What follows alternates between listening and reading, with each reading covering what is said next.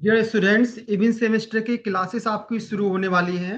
तो इसी सीक्वेंस में सेमेस्टर 6 में आपका पेपर कोड है जू 304F। जियोलॉजी फर्स्ट पेपर है ये, जिसका टाइटल है एवोल्यूशनरी एंड डेवलपमेंटल बायोलॉजी। इसमें सेकेंड यूनिट है पॉपुलेशन जेनेटिक्स। और इस सेकेंड यूनिट का पहला टॉपिक है micro evolution and macro evolution. अक्सर आप लोगों को कंफ्यूजन रहता है कि किसको हम माइक्रो एवोल्यूशन कहेंगे और किसको मैक्रो एवोल्यूशन कहेंगे। तो आज हम लोग इसी टॉपिक को डिस्कस करेंगे और एग्जाम्पल्स भी डिस्कस करेंगे हम दोनों के, माइक्रो एंड मैक्रो एवोल्यूशन के, और साथ में कुछ इंपॉर्टेंट क्वेश्चंस को भी डिस्कस करेंगे लास्ट में। So what is micro evolution? Micro evolution क्या है? माइक्रो मीन्स छोटी चीज, मैक्रो मीन्स कोई चीज बड़ी ज्यादा अमाउंट में हो। तो micro means small scale changes with in a species. अगर किसी स्पीसीज के अंदर ही कुछ चेंजेस हो रहे हैं तो उसको कहेंगे माइक्रो एवोल्यूशन। और ये चेंजेस कब होंगे?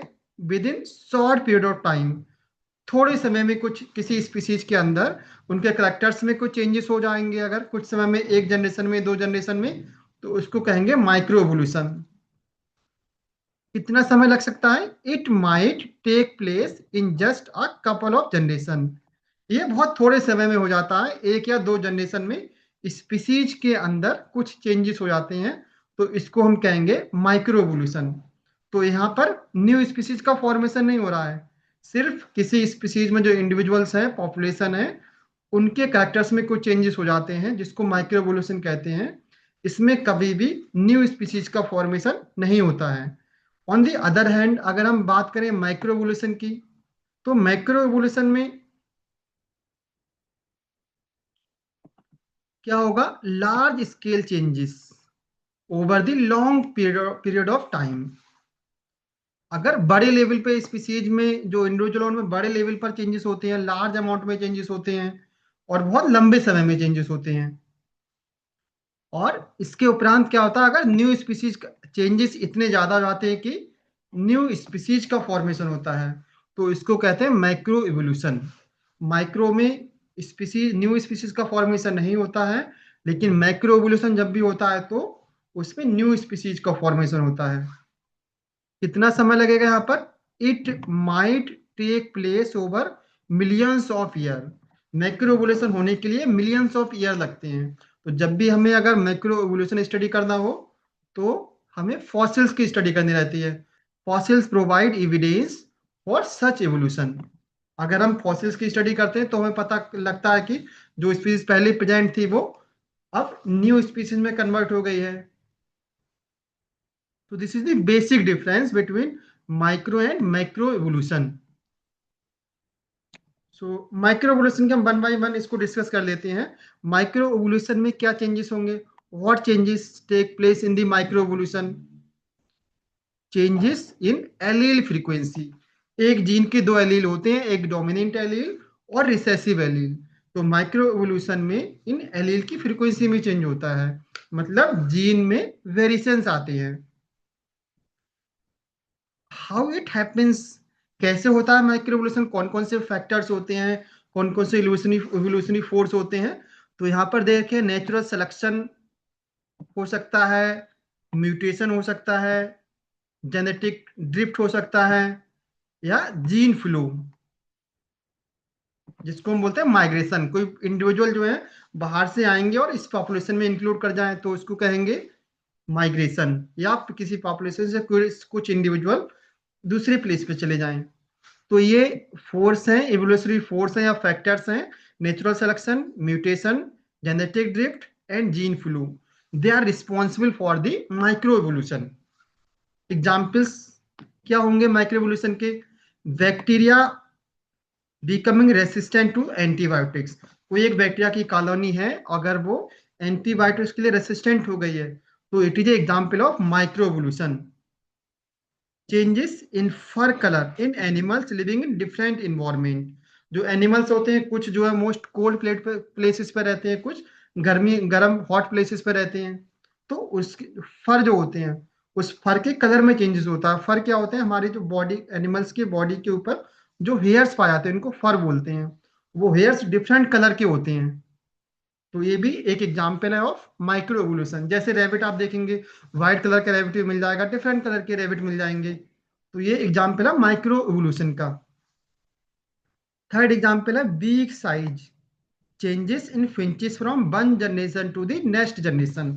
बीक साइज जो एक बर्ड है जो गैलापागस आइलैंड पर रहती है, जिसको डार्विन फिंच बोलते हैं, इसके बीक साइज में एक ही स्पीसीज में, फिंच की एक स्पीसीज है, बर्ड की एक स्पीसीज है फिंच बर्ड, और इसकी जो बीक, इसकी जो चोंच होती है, इनमें अलग अलग साइज की चोंच पाई जाती है। किसी में छोटी चोंच होती है, किसी में बड़ी चोंच होती है। तो it is also example of micro evolution. So पहला एग्जाम्पल है bacteria becoming resistant to the antibiotics. तो this is the colony of bacteria, जैसा कि डायग्राम में दिखाया गया है। This is the bacterial colony. इसमें दो बैक्टीरिया हमने पिंक कलर से दिखाए हैं, दे आर रेसिस्टेंट बैक्टीरिया। हमने यहाँ पर एंटीबायोटिक्स अप्लाई की कॉलोनी पर, जिससे एंटीबायोटिक्स क्या करेगी, जो बैक्टीरिया को किल कर देगी। तो सारे बैक्टीरिया की किलिंग हो गई, सिर्फ जो बैक्टीरिया रेसिस्टेंट थे वो सरवाइव कर गए। और धीरे धीरे जो रेसिस्टेंट बैक्टीरिया कॉलोनी ने, इन्होंने डिवीजन शुरू किया और एक रेसिस्टेंट बैक्टीरिया की बड़ी कॉलोनी का फॉर्मेशन कर दिया। So it is the development of antibiotic resistant bacterias. तो it is example of micro evolution. Second example है इसका,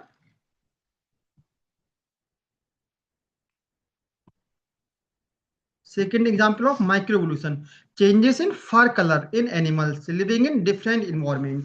फर क्या होता है? Fur is the hairs that grow on the skin of some animals. जो हमारी स्किन के ऊपर जो हेयर्स हैं इनको फर बोलते हैं। जैसे कि बिल्ली हो गया, डॉग हो गया, कैट हो गया, रैबिट हो गया, बियर हो गया, सबकी बॉडी के ऊपर हेयर्स है।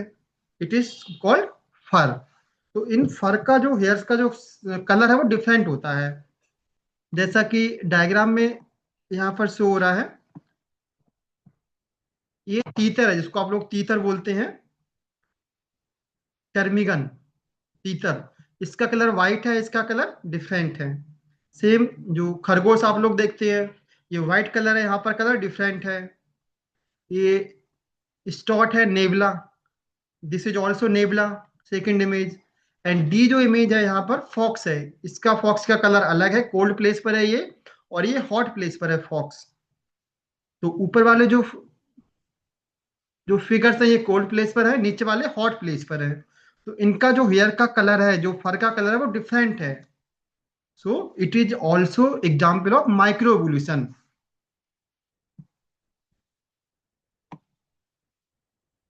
तीसरा हमने एग्जाम्पल यहाँ पर बताया था, beak size changes in finches from one generation to next generation.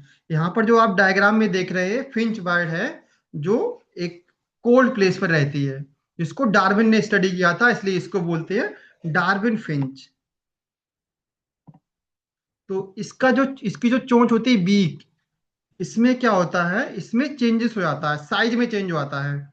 जैसे कि यहाँ पर ये जो बीक है ये छोटी है, और ये किसके लिए सुइटेबल है? सीड ईटिंग के लिए, सीड को खाने के लिए।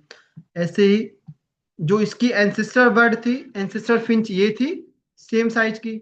अब इससे तीन तरह की फिंच का फॉर्मेशन हुआ है, जिसमें अलग अलग साइज की बीक है। यहाँ पर छोटी है बीक, यहाँ पर बड़े साइज की बीक है, यहाँ पर कुछ ब्रॉड है बीक। तो ये वाली जो सीड ईटिंग के लिए फेवरेबल है।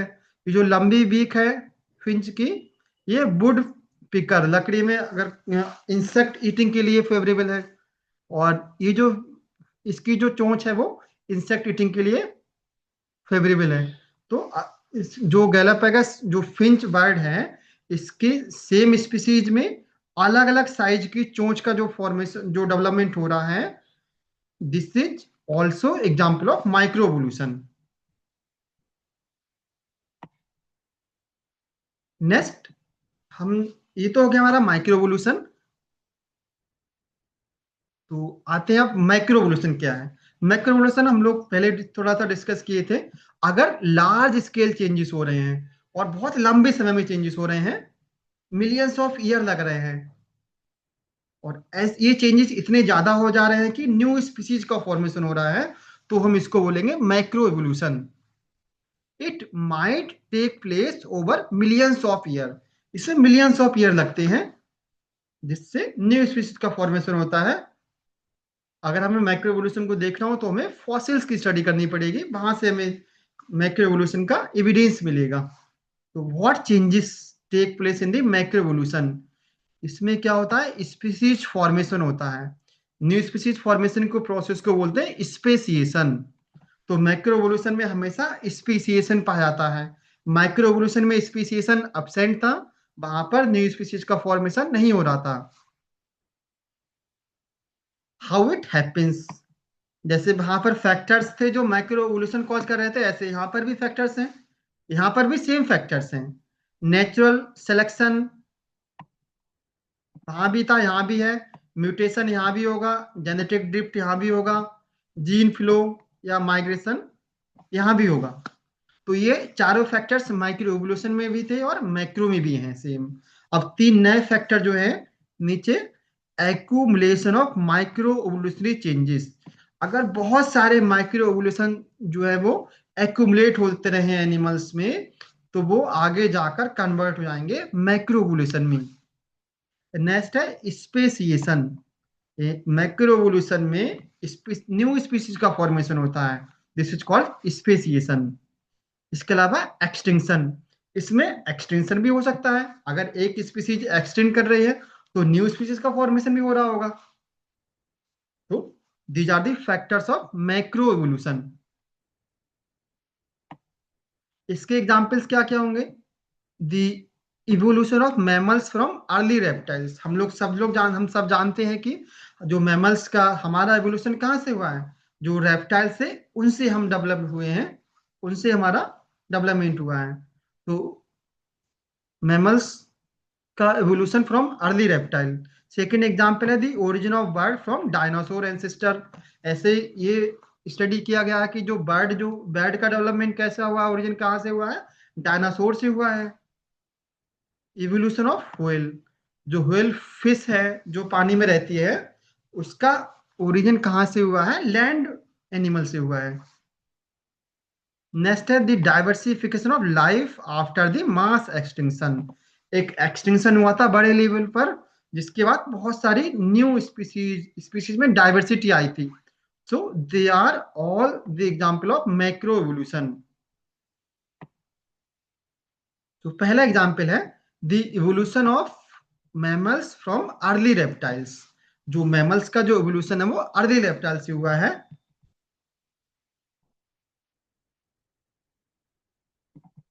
सो मैमल्स कहाँ से ओरिजिनेट हुए, मैमल्स ओरिजिनेट हुए फ्रॉम दी साइनेप्सिड। जो मैमल्स लाइक रेप्टाइल थे, जिनको साइनेप्सिड बोलते हैं, वहां से ओरिजिनेट हुए हैं मैमल्स।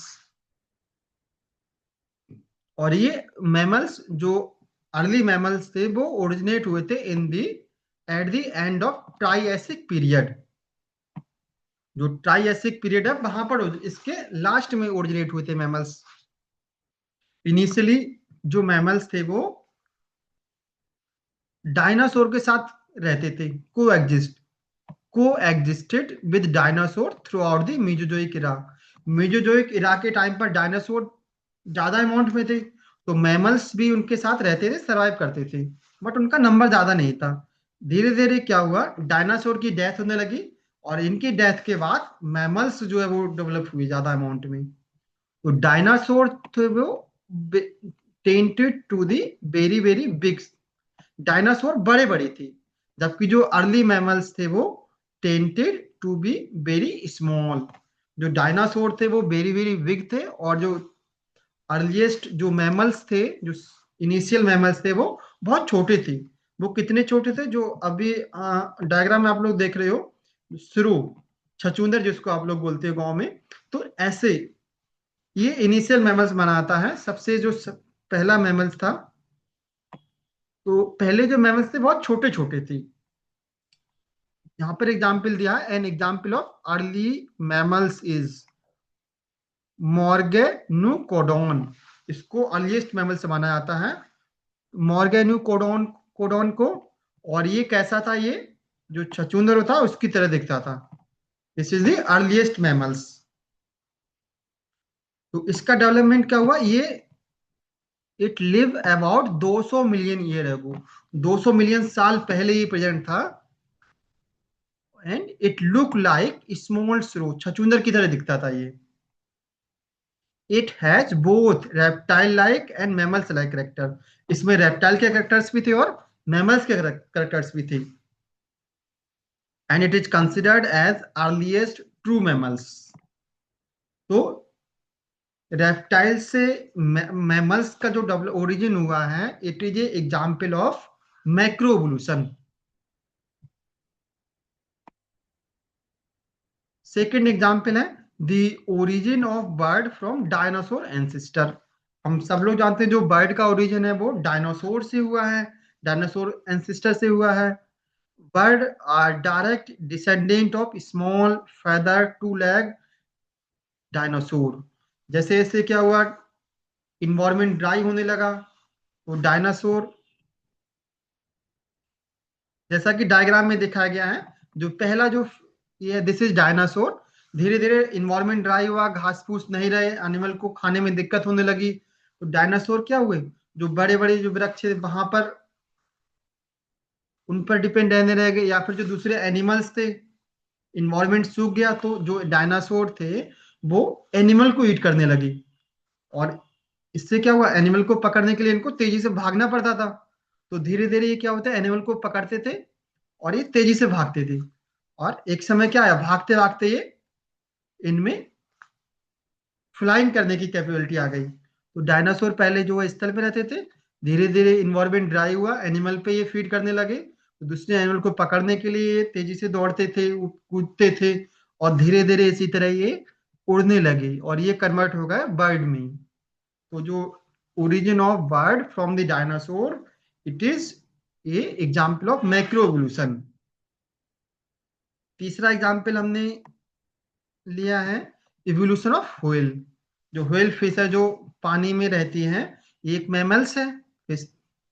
तो इसका जो इवोल्यूशन है वो भी, इसका इवोल्यूशन कहाँ से हुआ है, whale evolve from land mammals. जो पहले स्तनधारी मैमल्स थे उससे इवॉल्व हुई है व्हेल मछली। तो पहले ये लैंड मैमल्स थे, धीरे धीरे ये इसमें डेवलप हो गए व्हेल फिश में। सो जो conversion of develop origin of whale fish from the land mammals, it is also a example of macroevolution। तो macroevolution में हमेशा न्यू स्पीसीज का फॉर्मेशन हो रहा है। माइक्रोएवोल्यूशन क्या, छोटे लेवल पे चेंजेस हैं, बट वहां पर न्यू स्पीसीज का फॉर्मेशन नहीं हो रहा है। धीरे धीरे माइक्रोएवोल्यूशन सालों तक चलता रहेगा और इसका एक्यूमुलेशन होता रहेगा स्पीसीज में, तो आगे जाकर यही ट्रांसफॉर्म हो जाएगा मैक्रोएवोल्यूशन में कई साल बाद। तो बेसिक डिफरेंस यहाँ पर टेबल में दिया गया, डिफरेंस बिटवीन माइक्रोएवोल्यूशन यहाँ पर दिया है और इधर दिया है मैक्रोएवोल्यूशन। अगर हम बात करें स्केल की, तो यहाँ पर स्मॉल स्केल चेंजेस होते हैं माइक्रो में, मैक्रो में बड़े लेवल पर लार्ज स्केल चेंजेस होते हैं।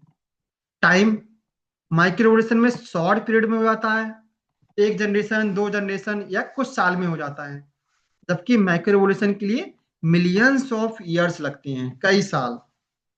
लेवल माइक्रोएवोल्यूशन कहाँ ऑपरेट होगा, विद इन दी स्पीसीज, एक स्पीसीज के जो एक स्पीसीज के अंदर जो इंडिविजुअल्स हैं, पॉपुलेशन है, उसके अंदर ऑपरेट होते हैं ये, जबकि मैक्रोएवोल्यूशन जो है वो एबव द स्पीसीज। मैकेनिज्म्स, यहाँ पर नेचुरल सिलेक्शन होगा, म्यूटेशन होगा, जेनेटिक ड्रिफ्ट होगा और जीन फ्लो होगा, इसको माइग्रेशन बोल रहे थे। यहाँ पर ये सेम मैकेनिज्म होंगी, सेम, बट लॉन्ग समय के लिए होंगी, लंबे समय के लिए। एक चीज एक्स्ट्रा यहाँ पर स्पीसीएशन भी होगा।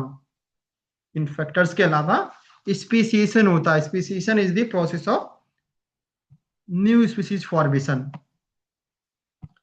अगर हम बात करें न्यू स्पीसीज फॉर्मेशन, तो माइक्रो एवोल्यूशन में न्यू स्पीसीज का फॉर्मेशन नहीं होता है और मैक्रो एवोल्यूशन में न्यू स्पीसीज का फॉर्मेशन होता है। So this is the basic difference between micro and macro evolution. तो इसी से रिलेटेड कुछ इंपॉर्टेंट क्वेश्चंस हैं, इनको हम डिस्कस कर लेते हैं।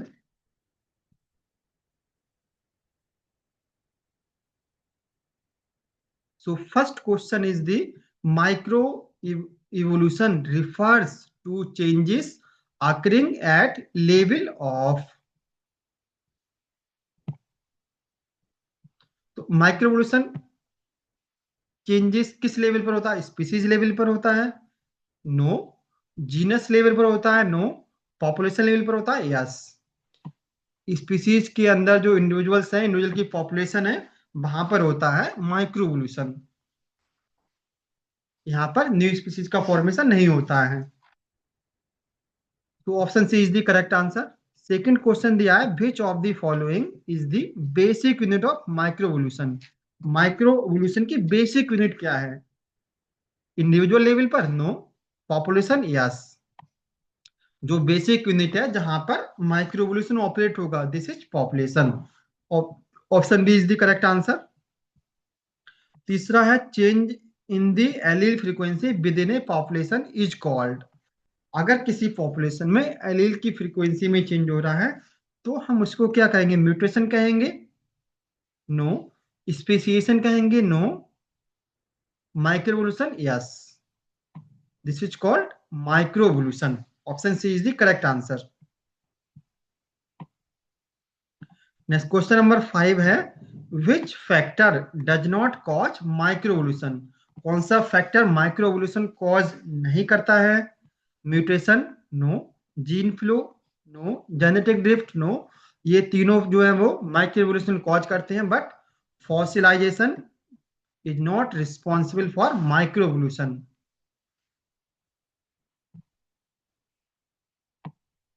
नेक्स्ट क्वेश्चन नंबर 5 है, sudden heritable changes in DNA are known as.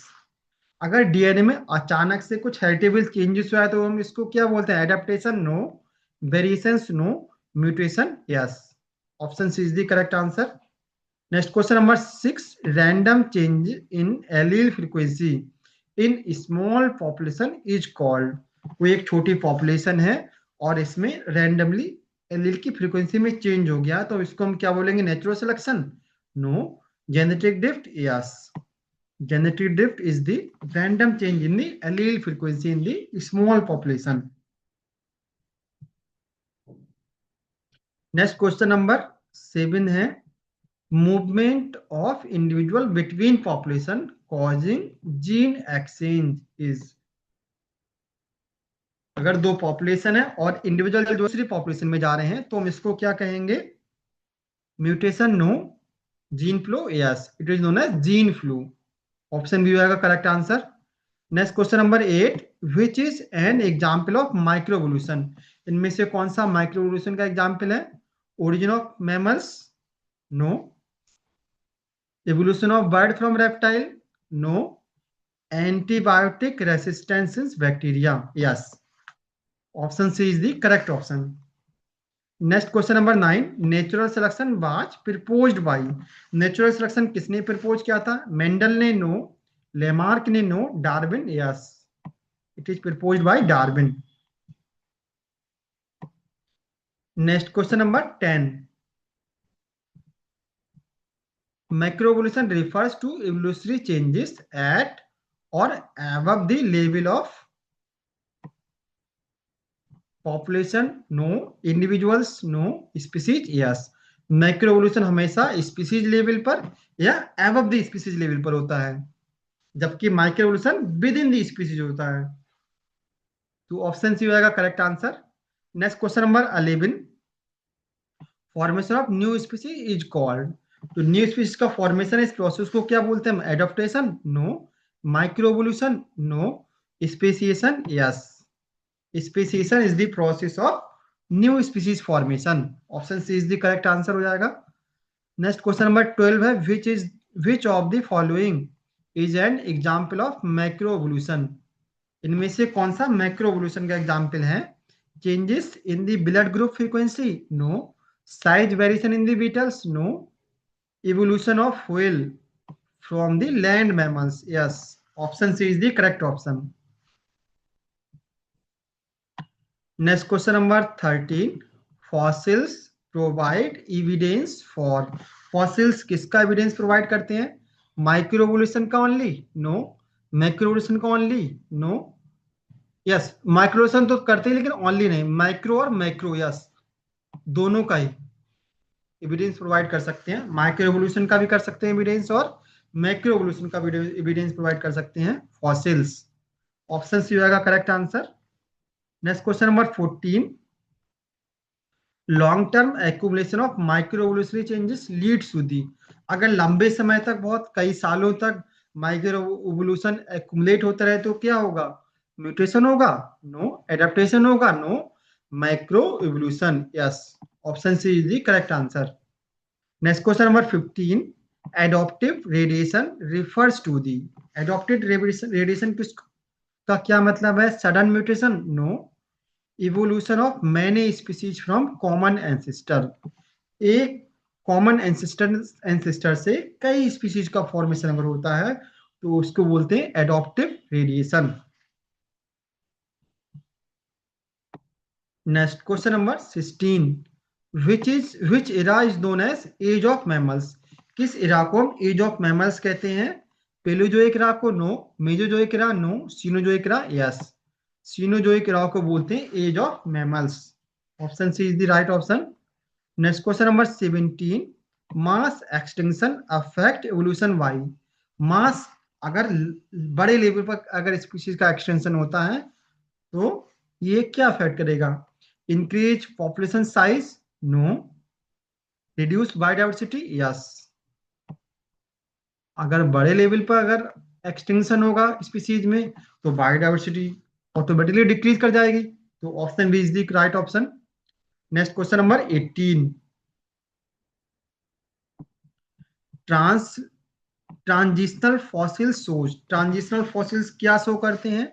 Sudden appearance of species? No. Missing link between groups? Yes. Option B is the correct answer. Next question number 19। Industrial melanism is in peppered moth demonstrate. जो moth हम लोग पढ़ते हैं evolution में पिपर्ड mouth को, इसमें industrial मिलेनिज्म किसको demonstrate करता है? जेनेटिक ड्रिफ्ट को? नो. आर्टिफिशियल सिलेक्शन को? नो. Natural selection? यस। जो लाइट कलर मॉथ थे पहले, इंडस्ट्रियल का ज्यादा डेवलपमेंट हुआ जिससे उससे स्मोक निकला और जिससे उसकी जो पॉपुलेशन थी लाइट कलर मॉथ की वो डार्क कलर मॉथ में कन्वर्ट हो गई। तो ये किसकी वजह से हुआ? Due two of natural selection, या हम कह सकते हैं माइक्रो एवोल्यूशन। जो लाइट कलर पॉपुलेशन थी माउथ की वो डार्क कलर पॉपुलेशन में बदल गई। This is natural selection. तो ऑप्शन सी होगा यहाँ पर correct answer. Next question number है 20। The appearance of mammals from reptile-like ancestor is an example of। Mammals जो है वो रेप्टाइल लाइक जो एंसेस्टर थे वहां से डेवलप हुए, इसके एक्स्ट्रा एग्जांपल है ये। माइक्रो एवोल्यूशन का नो. म्यूटेशन का no. Macro evolution yes. It is example of macro evolution. Next question number 21 है antibiotic resistance in bacteria is an example of. जो बैक्टीरिया में एंटीबायोटिक रेसिस्टेंट कॉलोनी अगर develop होती है तो किसका एग्जांपल है ये? माइक्रो एवोल्यूशन का नो. स्पेसिएशन का नो. Micro evolution yes. क्योंकि जो एंटीबायोटिक रेसिस्टेंट कॉलोनी क्या थोड़े समय में डेवलप हो जाती है, थोड़ी सी जनरेशन में, सो इसको बोलेंगे हम micro evolution. Next question number 22 है evolution of whale from land dwelling mammals represent. जो व्हेल का इवोल्यूशन हुआ है, ओरिजिन हुआ है फ्रॉम लैंड मैमल से, ये किसका एग्जांपल है? माइक्रो एवोल्यूशन का नो. जेनेटिक ड्रिफ्ट का no. Macro evolution yes. Option C is the correct answer. Next question number, last question है question number 23। Change in beak size of finch on Galapagos island is an example of. जो island है जहां cold रहता है ज्यादा ज्यादा समय के लिए, वहां पर एक बर्ड होती है फिंच, जिनको हम जिसको डिस्कस भी किए थे। ये किसका एग्जाम्पल है? मैक्रोएवोल्यूशन का no, microevolution yes. Option B is the correct answer.